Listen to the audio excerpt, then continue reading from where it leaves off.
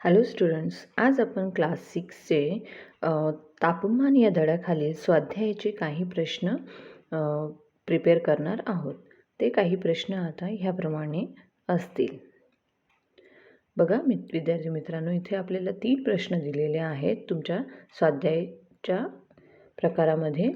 ते प्रश्न अ आहे, ब आहे आणि क आहे. प्रश्न अ मध्ये आपल्याला मी कोठे आहे ते शोधायचं आहे. त्याचे 3 प्रश्न दिलेले आहेत. प्रश्न ब मध्ये पण आपल्याला 4 प्रश्न आहे, मी कोण आहे. आणि प्रश्न क मध्ये आपल्याला 3 प्रश्न दिलेले आहे, जी आपली थोडीशी सविस्तर उत्तरं असतील. आता ती कशी सोडवायची आपण आता बघूयात. हॅलो विद्यार्थी मित्रांनो, आपण धडा नंबर 5 तापमान या विषयी शिकलो आहोत. आता त्या धड्याखाली आपल्याला काही प्रश्न दिलेले आहेत स्वाध्याय स्वरूपात, ते आपल्याला आता सोडवायचे आहेत. आणि मग त्याची प्रश्न आणि उत्तरं कसे असतील ते आता आपण ह्या व्हिडिओमध्ये पाहणार आहोत. तर बघा विद्यार्थी मित्रांनो, इथे आपल्याला अ, ब आणि क ह्या स्वरूपात 3 प्रकारची मेन प्रश्न दिलेली आहेत आणि त्याची आपल्याला उत्तरं सोडवायची आहेत. ती कशी आहेत ते समजून घेऊयात. प्रश्न अ मध्ये आपल्याला विचारलं आहे मी कोठे आहे. त्याच्यामध्ये पहिलं दिलेलं आहे माझ्या परिसरात 0°C समताप रेषा आहे.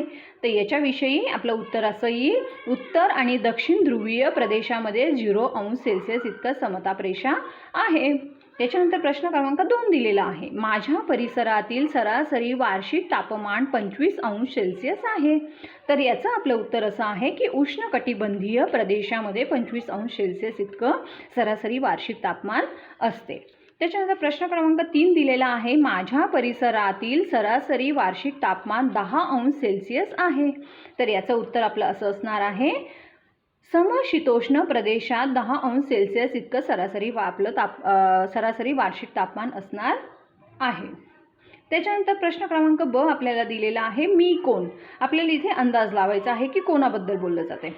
तर प्रश्न क्रमांक 1 दिलेला आहे समान तापमान असलेल्या ठिकाणांना मी जोडतो. मग त्याचं आपलं उत्तर आहे समताप रेषा. तापमान अचूक मोजण्यासाठी मी उपयोगी पडतो. त्याचं उत्तर आपलं आहे तापमापक. ठीक आहे, हे झाले आपले 2 प्रश्न. आता प्रश्न क्रमांक 3 बघूयात. प्रश्न क्रमांक 3 आहे जमीन व पाण्यामुळे मी तापतो. त्याचं उत्तर आहे हवा. प्रश्न क्रमांक 4 आहे जमीन व पाणी माझ्यामुळे तापते. तर त्याचं उत्तर आहे सूर्यकिरण. सूर्यकिरणामुळे हवा गरम होते. बरोबर आहे ना. ठीक आहे, आता आपला प्रश्न क्रमांक क आहे. बघा प्रश्न क्रमांक क दिलेला आहे, त्याच्यामध्ये आपल्याला उत्तरं लिहायची आहे. प्रश्न 1 आहे पृथ्वीच्या गोल आकाराच्या तापमानावर होणारा नेमका परिणाम आकृतीसह स्पष्ट करा. म्हणजे पृथ्वीचा गोल आकार आहे आणि त्याचा तापमानावर कसा नेमका परिणाम होतो ते आपल्याला इथे लिहायचं आहे. मग त्याच्यासाठी आपल्याला आकृतीसह सांगितलं आहे, म्हणजे आपल्याला इथे आकृती काढणं गरजेचं आहे. ही येईल आपली पृथ्वीची आकृती आणि त्याच्यामध्ये उत्तर ध्रुव, दक्षिण ध्रुव, बरोबर, हे 2 आपले पोलर रिजन्स येणार, दक्षिण ध्रुव आणि उत्तर ध्रुव. उत्तर ध्रुव आणि दक्षिण ध्रुव. त्याच्यानंतर याचा इथे हा जो भाग दिला आहे वरचा जो आहे तो शीतकटिबंधीय, की जिथे वातावरण नेहमी थंड असतं.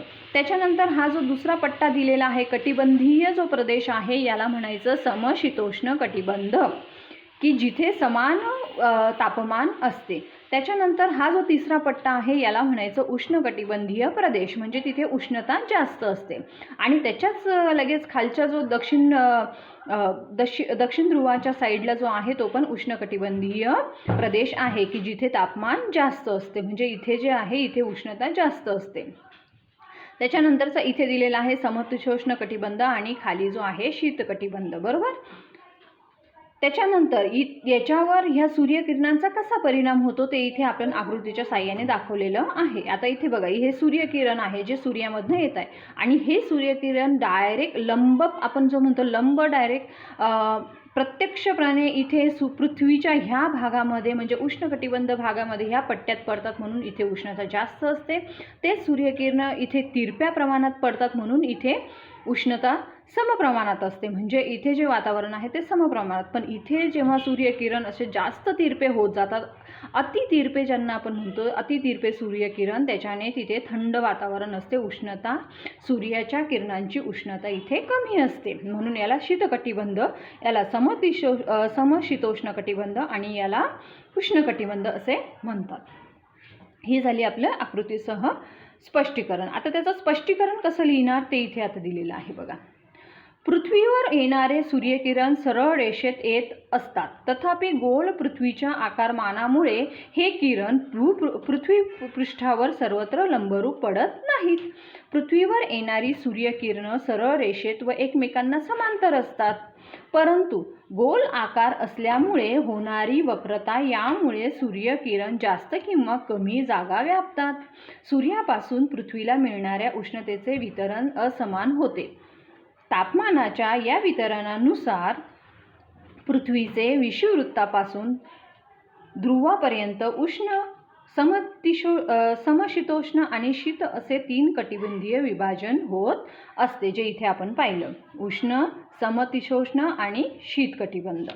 ठीक आहे.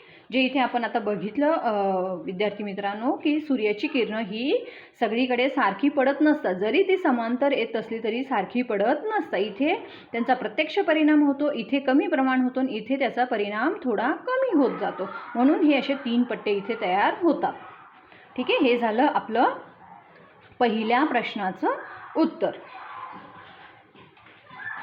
त्याच्यानंतर आपला प्रश्न क्रमांक 2 आहे. प्रश्न क्रमांक 2 आपल्याला काय विचारला गेला आहे बघा.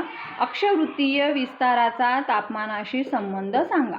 अक्षवृत्तीय जे विस्तार आहे त्याचा तापमानाशी प्रत्यक्ष संबंध कसा आहे तो आपल्याला इथे शोधायचं आहे आणि लिहायचं आहे. त्याचं उत्तर आहे, पृथ्वीचा आकार गोल असल्यामुळे पृथ्वीचे 2 भागात विभाजन होते. उत्तर गोलार्ध आणि दक्षिण गोलार्ध यांच्यावर असणाऱ्या आडव्या समांतर पट्ट्यांना निर्माण करणाऱ्या रेषेला अक्षवृत्तीय रेषा किंवा अक्षवृत्तीय विस्तार असे म्हणतात. त्यामुळे पृथ्वीचे उत्तर गोलार्ध व दक्षिण गोलार्ध तयार होतात. या गोलार्धात येणारी सूर्यकिरणे जास्त किंवा कमी जागा व्यापतात. जिथे सूर्यकिरणे लंबरूप पडतात तेथील तापमान जास्त असते व जेथे सूर्यकिरणे तिरपी पडतात तेथे उष्णतेचे प्रमाण समान असते व या उलट जिथे सूर्यकिरणे जास्त तिरपी पडतात तेथे शीत तापमान असते व त्यांचे अनुक्रमे उष्ण कटिबंध, समशीतोष्ण कटिबंध आणि शीत कटिबंध तयार होतात. त्यामुळे अक्षवृत्तीय विस्ताराचा तापमानाशी प्रत्यक्ष संबंध असतो. हे आपलं झालं ह्या प्रश्नाचं उत्तर. त्याच्यानंतर प्रश्न क्रमांक 3 आपल्याला विचारलेला आहे. त्याचं उत्तर असं आहे विद्यार्थी मित्रांनो बघा.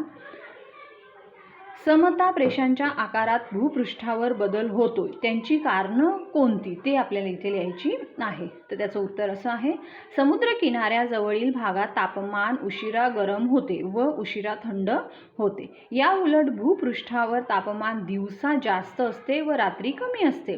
म्हणजेच भूपृष्ठभाग लवकर गरम होतो व लवकर थंड होतो.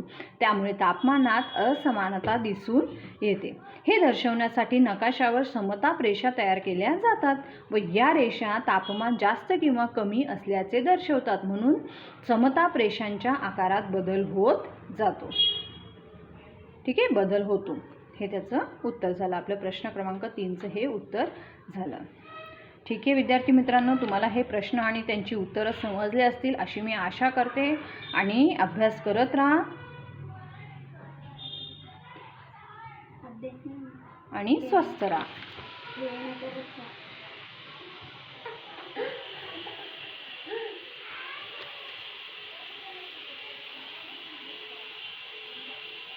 आता